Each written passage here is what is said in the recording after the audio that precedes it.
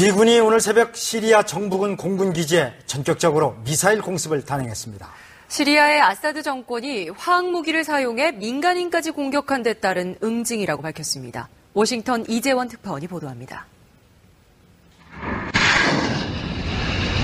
시리아 시간 오늘 새벽 지중해의 미 해군 구축함에서 토마호크 순항 미사일이 발사됩니다. 공격 목표는 시리아 중부의 알-샤이라트 공군 비행장. 최근 화학무기 공격으로 민간인 희생자를 낸 시리아 전투기들이 이륙한 기지로 파악된 곳입니다. 공습에 사용된 토마호크 미사일은 모두 59발. 전투기와 활주로, 유류 보급소 등 목표 기지가 거의 완전히 파괴됐다고 시리아 인권관측소는 전했고, 시리아 군 당국은 군인 포함 6명이 숨지고 여러 명이 부상했다고 밝혔습니다. 공격 직후 트럼프 미국 대통령은 성명을 발표하고 더 이상의 화학무기 확산을 막기 위한 조치로 미국은 정의의 편이라고 강조했습니다. Call on all civilized nations to join us in seeking to end the slaughter and bloodshed in Syria. And also to end terrorism. 미국의 동맹국들은 지지 의사를 밝힌 반면 시리아와 후원국인 러시아는 주권국에 대한 침공이라고 반발했습니다. 이번 공격은 미국이 아사드 정권을 상대로 한 첫 공격입니다. 6년째 이어진 시리아 내전에도 중대 전환점이 될 것으로 보입니다. 워싱턴에서 KBS 뉴스 이재원입니다. 초음속 순항미사일 토마호크는 함정이나 잠수함에서 발사하는 함대지 미사일입니다. 무인 비행기처럼 항법 장치를 갖추고 1,500km 떨어진 목표물을 향해 시속 800km가 넘는 속도로 날아갑니다. 특히 적의 레이더를 피하기 위해 목표물을 향해 일직선이 아니라 우회하는 경로를 택하고 100m 이하의 저고도로 비행할 수 있습니다. 전투기 폭격에 앞서 먼 거리에서 먼저 적의 핵심 시설을 무력화시키는 데 특화돼 있어 토마호크 미사일은 통상 미국의 분쟁 개입을 선언하는 신호탄 역할을 해왔습니다. 정부를 겨냥한 군사 공격을 진행하고 있습니다. 시리아 정부가 화학무기를 사용했기 때문이라고 밝혔는데요. 이와 관련해 아산정책연구원 장지향 중동센터장과 함께 자세한 이야기 나눠보겠습니다. 어서 오십시오. 안녕하세요. 예, 안녕하세요. 미국이 시리아 다마스쿠스 남서쪽을 공격하고 있다고 하는데 네네. 그 지역이 특별히 공격한 이유가 있을까요? 그러니까 우선 지금 시리아에서 화학무기 공격을 감행한 아사드 정권의 수도 장악하고 있는 곳이 다마스커스고요. 예. 그리고 미군의 발표에 따르면 다마스커스 남서쪽에 있는 화학무기 저장 시설과 예.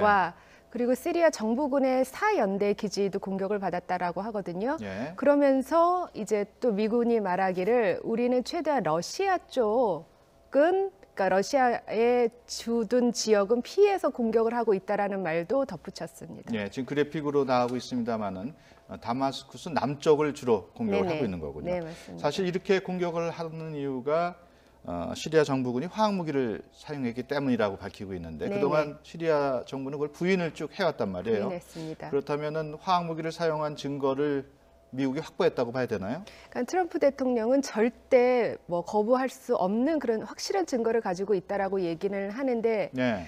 사실 그냥 저희 같은 전문가들이 봤을 때 이제까지 그러니까 인권 단체가 집계한 그 숫자에 따르면 200여 차례가 있었다라고 하거든요. 예. 근데 모두들 반군 지역에서 있었어요. 예. 그러니까 어쨌든 화학무기 공격이 있었고 반군 지역에 대부분 민간인들이 죽었고 했을 예. 때 이것을 뭐 반군이 사용했을 리는 없으니까 저희는 당연히 시리아 정부군이 사용을 했다고 믿고 있습니다. 예. 최근 유엔 안보리에서 시리아 화학무기 사태의 그 진상 조사를 위해서 결의안을 채택하자 했습니다마는 네네. 러시아 반대로 무산이 됐습니다. 러시아가 과연 어떻게 반응을 해올지 예상을 할 수 있을까요? 그러니까 사실 지난주에 러시아가 반대를 했을 때 별로 놀라지 않았었던 게 12번째 반대이거든요. 네. 중국은 계속 기권을 해왔고요. 그랬기 때문에 러시아가 이제 12번째 반대를 하면서 이번에 뭐 미군이 군사 행동을 옮길 것인지도 염두에 두었었을 것 같고요. 예. 그리고 사실 이게 처음 있는 일은 아니기 때문에 즉 작년 4월에도 러시아가 반대를 했고 미군이 토마호크 미사일을 59발을 발사를 했어요. 예. 그렇기 때문에 러시아 같은 경우도 지금 일어나고 있는 이 군사 행동을 너무 놀랍게 받아들이고 있을 것 같지는 않습니다. 아, 그렇군요.